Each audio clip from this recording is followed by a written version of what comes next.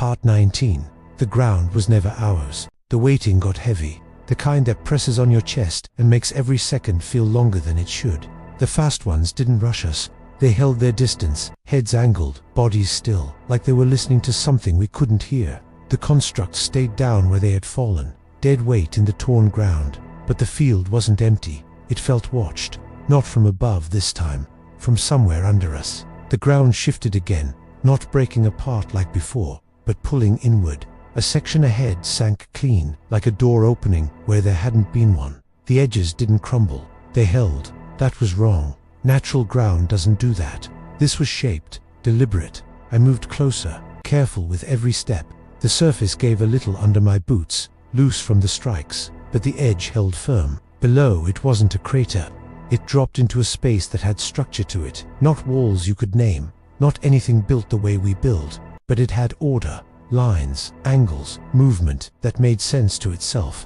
The air coming up from it was colder than it should have been, and dry in a way the desert never is. I could feel it in my throat with every breath. The fast ones started moving toward it, not attacking, not testing us, just turning and going down, one after another. No hesitation, no need to look back. That told me enough. They weren't pulling away from us. They were being pulled to something else. I looked at what was left of the line. Soto was still there, a few others. Faces tight, eyes fixed, no one saying anything because there was nothing to say that would change what we were looking at. We didn't have the numbers to hold another push. We didn't have the ammo to survive another wave. Staying where we were meant, waiting to get hit again, and this time we wouldn't have the ground or the timing to break it. I moved along the edge and found a way down that wouldn't drop us straight into it. The surface sloped where the ground had shifted, enough to give footing if you took it slow. The space below was darker, not black, but muted, like light didn't carry the same way down there. Shapes moved deeper in, larger than the fast ones, not as big as the constructs, something between, not fully out where we could see them. I keyed the mic and kept it short, gave position and what I was seeing. The signal came back broken, voices cutting in and out, but enough got through to know it wasn't just us. Other units were seeing the same openings, the same pull downward. That meant this wasn't a local shift. This was the next phase. I started down, no rush, no sudden moves. Every step tested before I put weight on it. The ground changed the deeper we went. Less loose sand, more solid underfoot, but not rock. Something else it held, but it didn't feel right. Like it was responding to pressure instead of resisting it. Halfway down, one of the fast ones came up the slope, straight at me. Not full speed, controlled, testing distance. I raised the rifle and fired low. It dropped, but kept coming, pulling itself forward with its arms. I stepped in and finished it at close range. The sound didn't carry the same way down there. It felt swallowed, like the space was taking it in. At the bottom, the air pressed harder. Breathing took effort. Not enough to stop you, but enough to remind you you weren't in open ground anymore.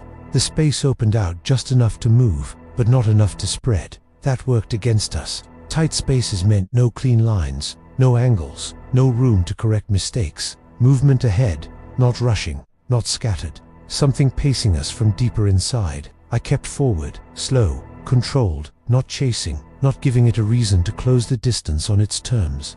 The others came down behind me, staying tight without bunching, close enough to hold, far enough to move. The fast ones didn't swarm down here. They moved in pairs, sometimes alone, coming from angles you didn't see until they were already in range. Every engagement was close. Every shot had to be right. There was no space to fall back into if it went wrong. Further in, the space changed again. The shapes became clearer. Not constructs, not fast ones. Something forming in place, building up from the ground itself. Not rising like before, growing into shape where it stood.